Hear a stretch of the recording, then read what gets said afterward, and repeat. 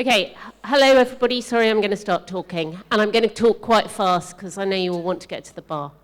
I'm self-identifying today as Marion Calder, as you can see. I think she's popped out for another fag. I am Susan Smith. I'm one of the co-directors of For Women Scotland. We obviously look at a whole range of things. Today, the organisers have asked us if we would say something about schools. And actually, schools education generally is the thing that fills our mailbox the most. We get a lot of concerns from parents and teachers about what is happening in Scottish schools. It's really concerning, and it's very difficult.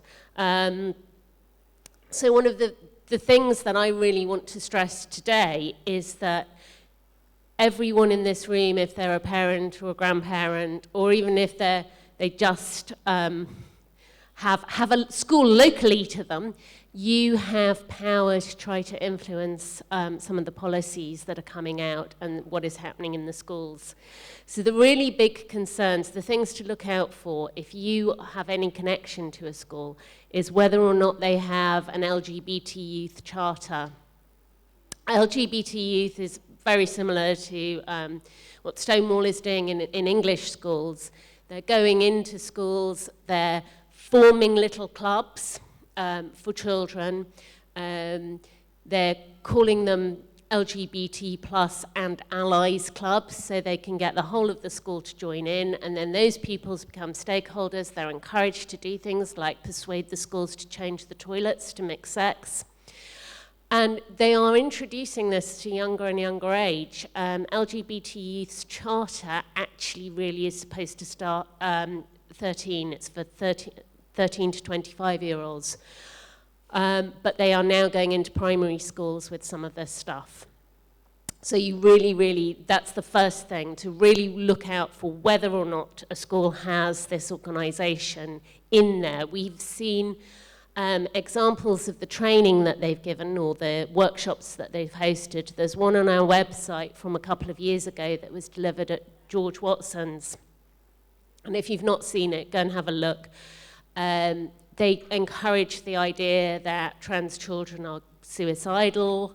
Well, they encourage the idea that there are trans children for a start, which we don't believe there are.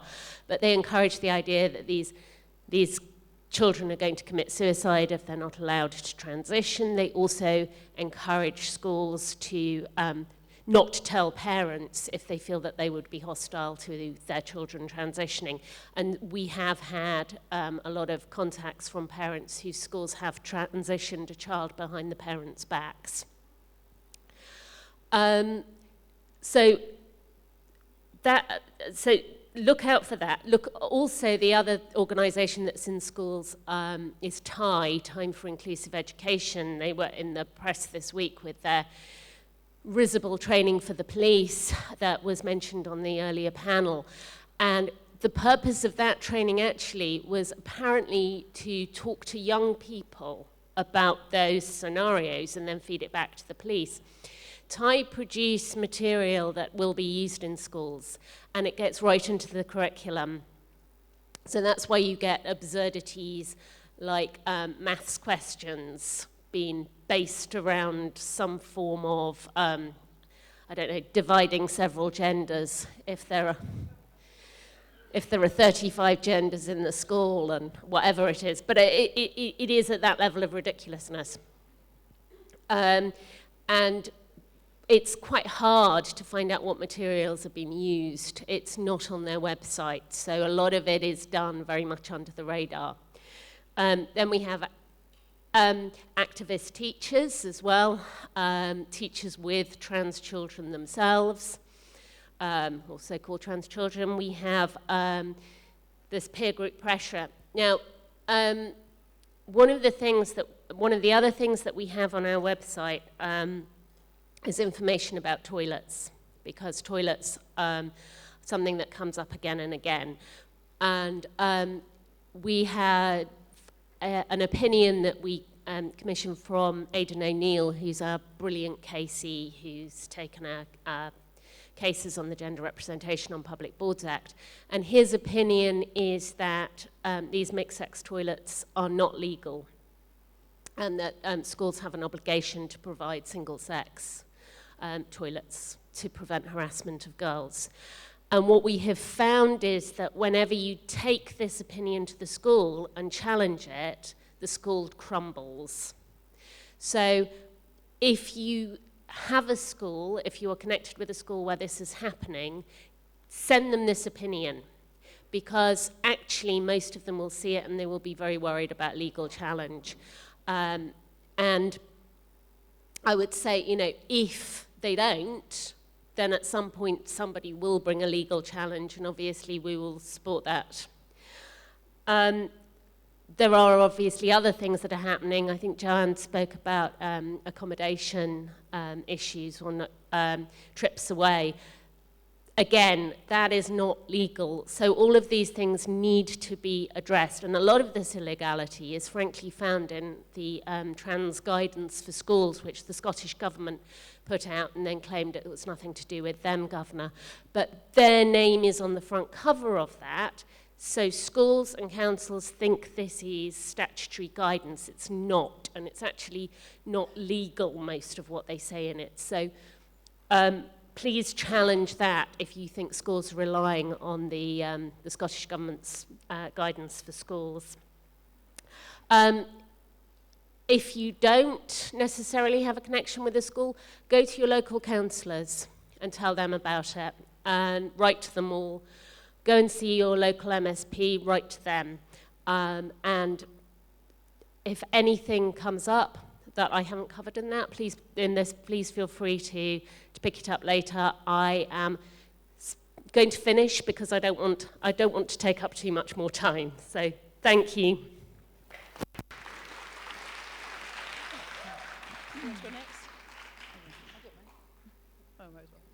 Okay, now I'm second last, which is not so bad, because I always feel bad about being the person that keeps between you and the bar. Just before I start my speech, I just wanted to say, and it was mentioned at the beginning, that there's a letter at the desk at the back which addressed the Chief Constable of Police Scotland about the politicisation of the training the police are receiving on hate crime. So if you haven't signed it, please just walk past and add your name if you feel able before you go home. So first of all, I just want to thank the organisers for inviting me to speak today. It's a real pleasure and a privilege. I know everyone said that, but I really do mean that. To be in a room with so many amazing women. And none of what has been achieved in recent years would be possible without the efforts of every woman in this room today. Every voice raised in defence of our rights matters, whatever action you take. So some of you might know for the last 5 years, I've been working with two colleagues, Kath and Lucy, trying to unpick what's been going on in policy and lawmaking in relation to women's sex-based rights in Scotland and the UK as a whole. Our focus is quite nerdish. We're interested in process, and maybe that's not surprising because two of us are former civil servants. The three of us met 10 years ago working on different aspects of justice policy, and if there's a common thread running through our work, it's an interest in the relationship between the individual and the state. So I've been asked to speak about surrogacy, but I want to say up front that I don't claim to be on top of recent developments on this issue. I defer to groups who are much more on top of this, like Glasgow Tactical Feminists and Surrogacy Concern, who are doing really sterling work raising awareness of recent proposals to change the law in this area. I had hoped that we, MBM, might have had time to dig down deep into the proposals on surrogacy law reform, but unfortunately we become distracted by other things. And I'm sure you can guess what they are. And like most women engaged on these issues, we started doing our work in our own time, squeezed around other paid work, study, family commitments. However, I did in 2019 read the Law Commission's consultation on surrogacy law reform, and I met with law commissioners in November 2020.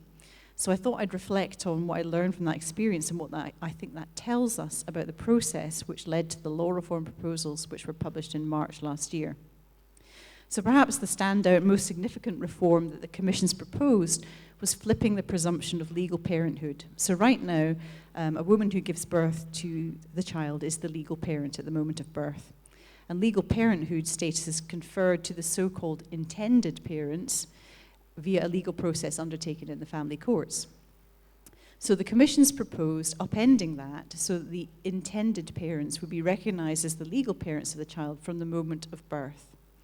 And should the woman change her mind and wish to reclaim her baby, she would have to undergo a legal process to gain legal parenthood status. The 2019 consultation proposed that this process should be completed a week before the birth had to be registered. In Scotland, births have to be registered within 3 weeks. So the woman would have a fortnight in which to reclaim her baby. In England, it would be 5 weeks. So what did the 2019 consultation say? The document made frequent, bold allusions to a so-called pressing need for reform of surrogacy law. It stated that there were, quote, significant problems with the law, and that, quote, calls for reform both nationally and internationally are becoming louder and more urgent, and that, quote, it is widely recognised that the law is in need of substantial reform. So quite grand claims. So these somewhat hyperbolic claims were not evidenced. We were told that the 13th programme of law reform undertaken by the Law Commission of England and Wales in 2016 had received no fewer than 340 submissions on the topic of surrogacy, and it was claimed that, quote, most stakeholders supported reform. The Scottish Law Commission's 10th programme of law reform in 2018, by contrast, elicited just 4 submissions regarding surrogacy law, and I'll come back to this in a minute. The consultation document also made a number of claims about changing public attitudes towards surrogacy. It said that, quote, the law has fallen behind changing social attitudes and that, quote, society and attitudes around surrogacy differed greatly from today. It cited a single opinion poll conducted by YouGov in 2014 with no comparator polls from previous years or decades. The consultation document also offered very little evidence the Commission had made any meaningful attempt to gather the views of surrogate mothers themselves, nor engage with organisations which campaign for women's human rights in pregnancy and childbirth.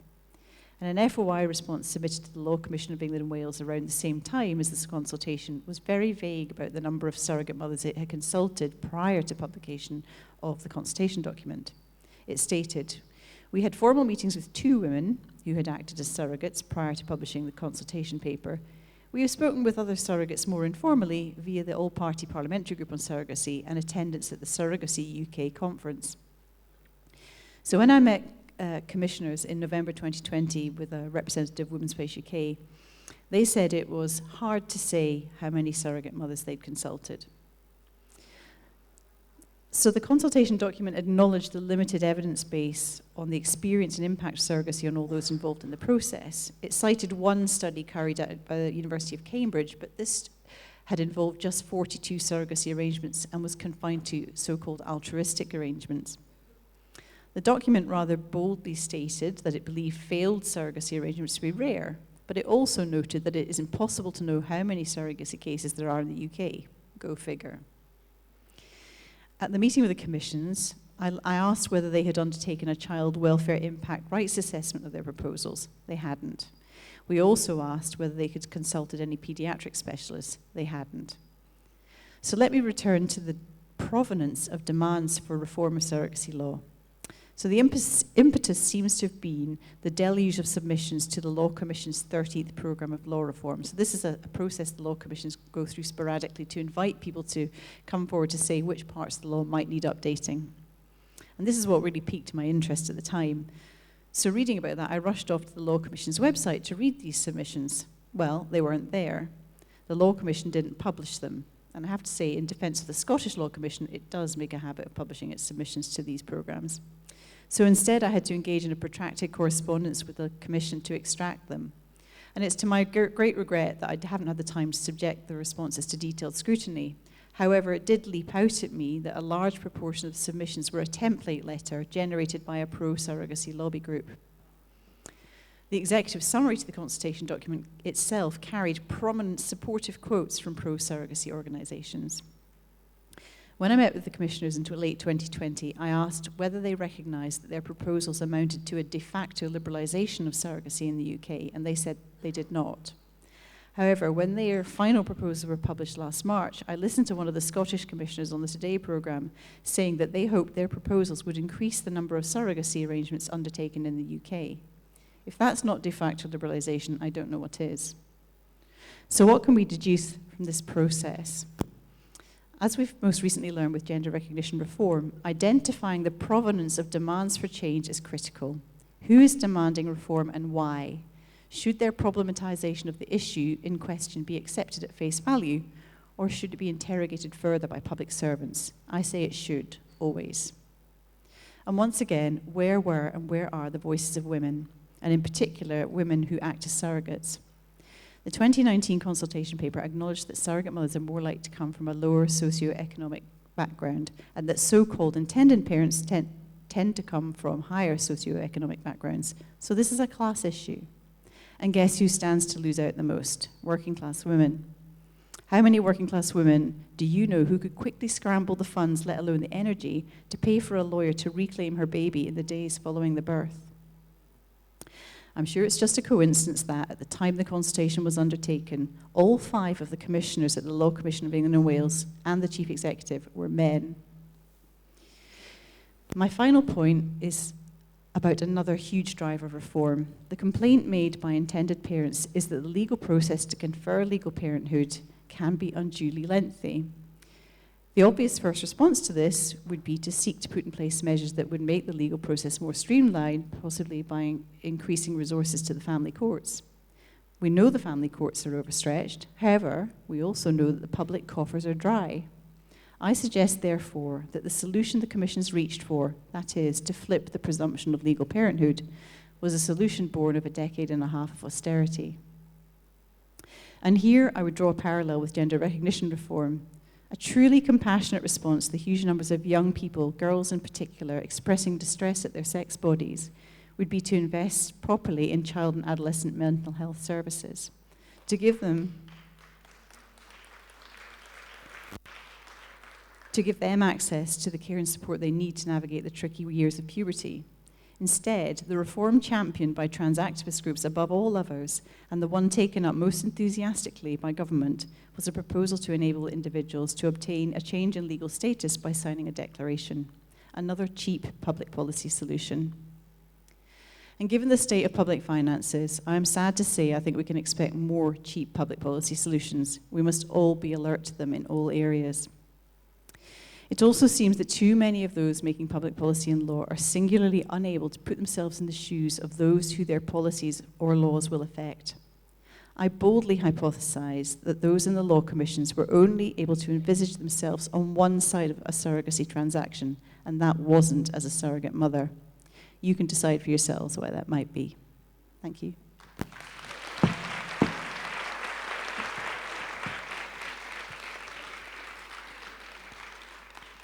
Well, that's pretty gloomy, isn't it? It's just awful. I'm glad to say that the Women's Rights Network have been very happy to put our name behind the calls for the government of Scotland to stop advertising for eggs, at least. Which, you know, when I saw it, I just was beyond belief. Where can this stuff go? Anyway, I'm here to talk about the work. Hey. Anywhere. True that. Anyway, so on to me, as to talk about the work of the Women's Rights Network. But I just want to say thank you so much. It's been a fabulous day, start to finish. Ali, where's Ali? What a great job, Ali. But I did that vulva making stuff that you left on the table. And I'm just perfectly happy with the one I've already got. Thanks very much. So, and is Julia Long still here? I don't have that gap thingy, thigh gap thingy she was talking about, but I've got Brazilian butt lift. It's homemade. You talk to me later if you're interested in trying it. Anyway, I have, believe it or not, I have tried to cut down what I'm going to say. Do you remember that moment when you realized what was happening? Do you remember you thought, no. God, really?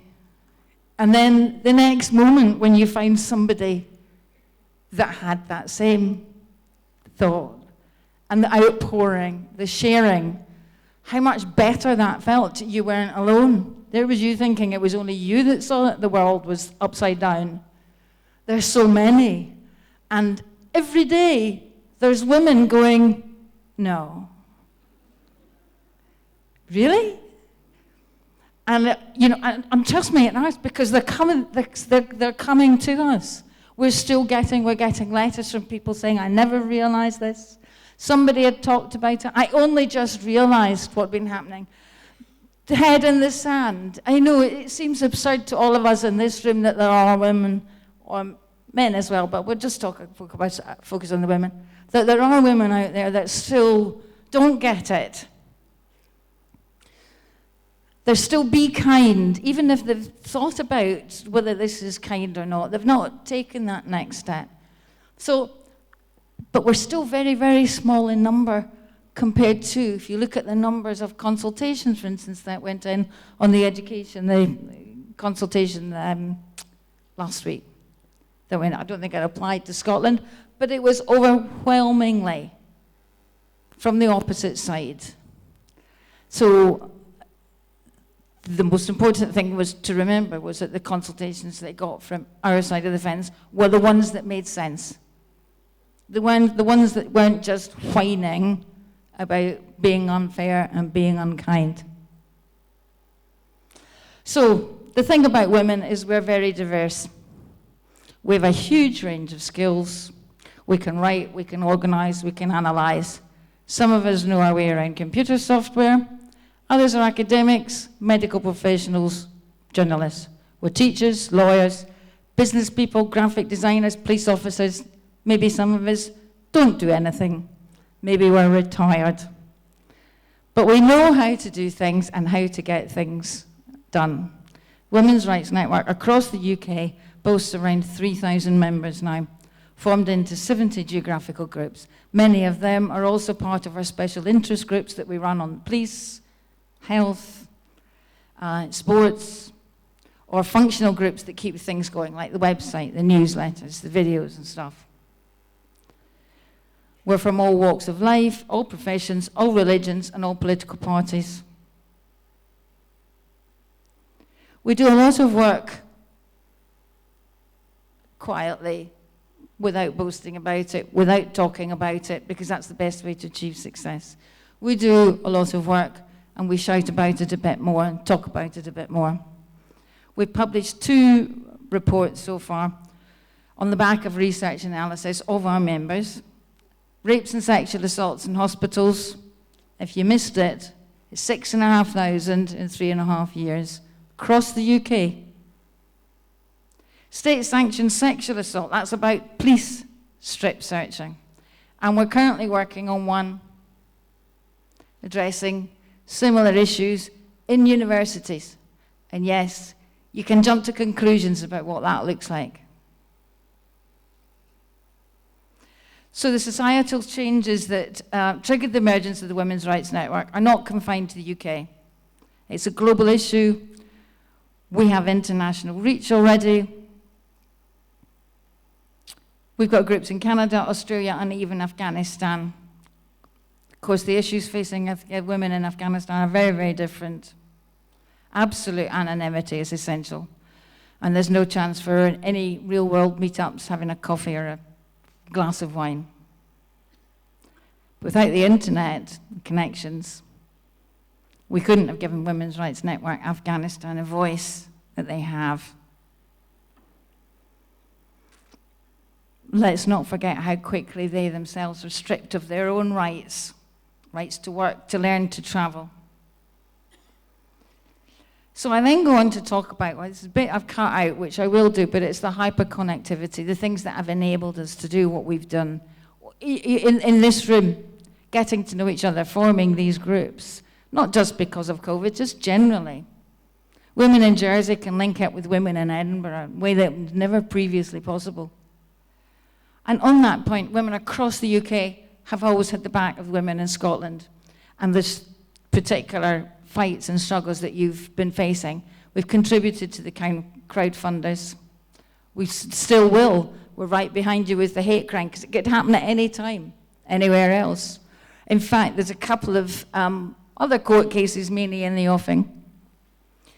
One could involve a major council in the UK that has, well, many councils have, but one in particular have passed a motion saying trans women are women. And so all their policies have been changed to include self-identification. The other one might be Wales, because on the back of their gender quota bill for the Senate, they've snuck in self-ID.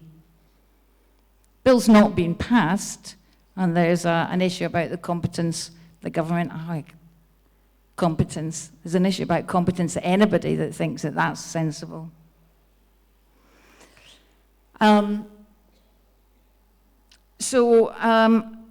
This is not going to be over soon. We talked about the safety, the need for safety, and the cry for the other side, that they don't feel safe, which is, quite absurd when you look at the people that they're not safe with. But when you're also, you've got that on one hand, they don't feel safe, and on the other hand, you've got a hate crime bill. And then in the middle, you've got reports in the media about the mental health stats have shot through the roof, presumably from people who don't feel very safe. Big problem with language, talked about that earlier, and for me, BBC has got to be one of our biggest targets to get to, because I think if we crack the BBC, we'd help to crack an awful lot of this stuff. I don't know if you saw, there was a questionnaire about to help you assess your pension liabilities. And instead of saying, are you male or female, because, women live longer, we've got different issues, it said, have you a Y chromosome? They'd be better off saying, have you a penis? Because at least then most of them would know the answer. Look, we came together to fight for our rights against the inclusion delusion. We're staying to fight for our rights. Full stop. Thank you.